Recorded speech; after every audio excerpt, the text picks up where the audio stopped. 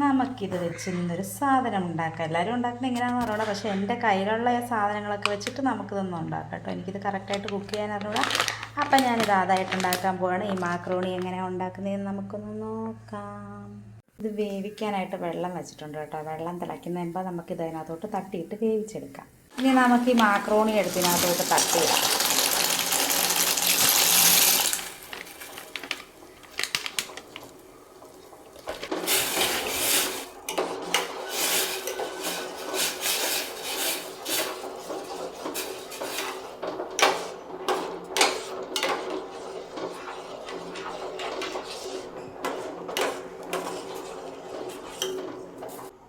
ഇനി ഒരു 10-15 മിനിറ്റ് ഇത് ഇവിടെ നിന്ന് ഇങ്ങനെ വേവട്ടെ. അപ്പോഴേക്കും നമുക്ക് ബാക്കിയുള്ള സാധനങ്ങൾ റെഡിയാക്കി വെക്കാം. നമ്മുടെ മാക്രോണിക്കായിട്ട് വേണ്ടിയിട്ടുള്ളതാണ്ടേ സവാള കുഞ്ഞു കുഞ്ഞായിട്ട് അരിഞ്ഞ് വെച്ചിട്ടുണ്ട്, തക്കാളി കുഞ്ഞു കുഞ്ഞായിട്ട് അരിഞ്ഞ് വെച്ചിട്ടുണ്ട്, ക്യാപ്സിക്കം ചെറുതായിട്ട് അരിഞ്ഞ് വെച്ചിട്ടുണ്ട്. ഇപ്പോൾ ഇതിൻ്റെ കൂടെ നമുക്ക് വേറെ കളറിലെ ക്യാപ്സിക്കോ എന്തെങ്കിലുമൊക്കെ ചേർക്കാം കേട്ടോ. ഞാൻ പിന്നെ വീട്ടിലുള്ള സാധനങ്ങൾ മാത്രം ചേർത്തിട്ട് അത് ഉണ്ടാക്കാം കേട്ടോ. ഒരുപാട് ടേസ്റ്റിലൊന്നുമല്ല, എന്നാലും ഒരു ചെറിയ സ്പൈസിയിലും ചെറിയൊരു ടേസ്റ്റിലും ഉണ്ടാക്കുന്നൊരു സാധനമാണ് കേട്ടോ. അപ്പം നമുക്കിനി നമുക്ക് മസാല തയ്യാറാക്കാം. ശകല എണ്ണ ഒഴിച്ച് കൊടുക്കാം. ശകല എണ്ണ ഒഴിച്ച് കൊടുത്തിട്ടുണ്ട്. ഇനി നമുക്ക് ചെറുതായിട്ടൊന്ന് വാട്ടി കൊടുക്കാം. ഈ ഇടുന്ന വെജിറ്റബിൾസ് ഒന്നും വെന്ത് പോകരുത് കേട്ടോ, ജസ്റ്റ് ഒന്ന് വാടി കിട്ടുകയേ ചെയ്യാവൂ.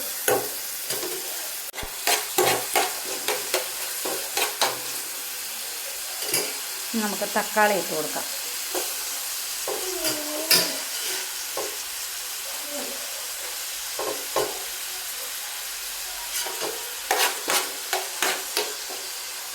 ഒന്നുകൂടെ ഒന്ന് വാട്ടിയെടുക്കണം.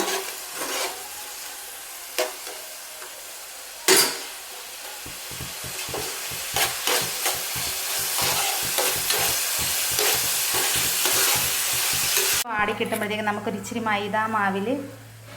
മൈദാമാവോ ഗോതമ്പ് പൊടി എന്ത് വേണേലും എടുക്കാം കേട്ടോ. ഏറ്റവും കൂടുതലായാലും മൈദാമാവ് എടുക്കുന്നത്, പക്ഷേ ഞാൻ ഇത്തിരി ഗോതമ്പ് പൊടി എടുത്തു കേട്ടോ.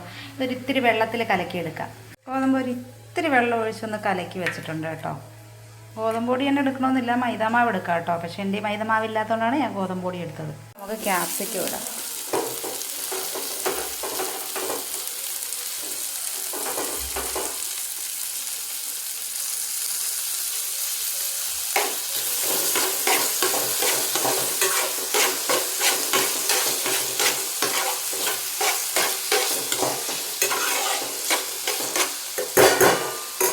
ഉപ്പുണ്ടോ എന്ന് നോക്കിയിട്ട് ഉപ്പ് ആവശ്യത്തിന് ചേർക്കാം.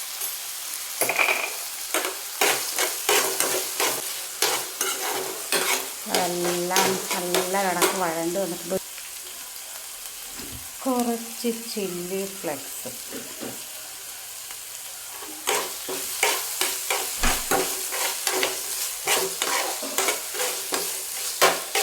കുഴച്ച് വെച്ച മാവ്,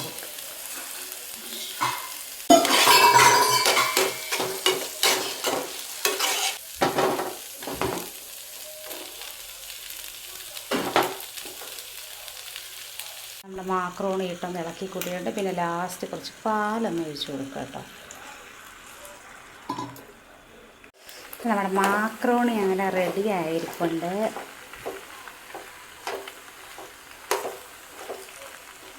അപ്പം നമ്മുടെ മാക്രോണി റെഡി. അപ്പം നമ്മുടെ മാക്രോണിയുടെ ടേസ്റ്റ് ഇഷ്ടമുള്ളവർക്ക് ഇങ്ങനെ ട്രൈ ചെയ്ത് നോക്കാം കേട്ടോ. നല്ല ടേസ്റ്റൊക്കെ ഉണ്ട്, പക്ഷേ എനിക്ക് തീരെ ഇഷ്ടപ്പെട്ടില്ല കേട്ടോ. അപ്പം ഞാൻ എൻ്റെ മാക്രോണി റെസിപ്പിക്ക് നിങ്ങൾക്ക് വേണ്ടി തന്നിട്ടുണ്ട്. അപ്പോൾ ഓക്കെ, ബൈ.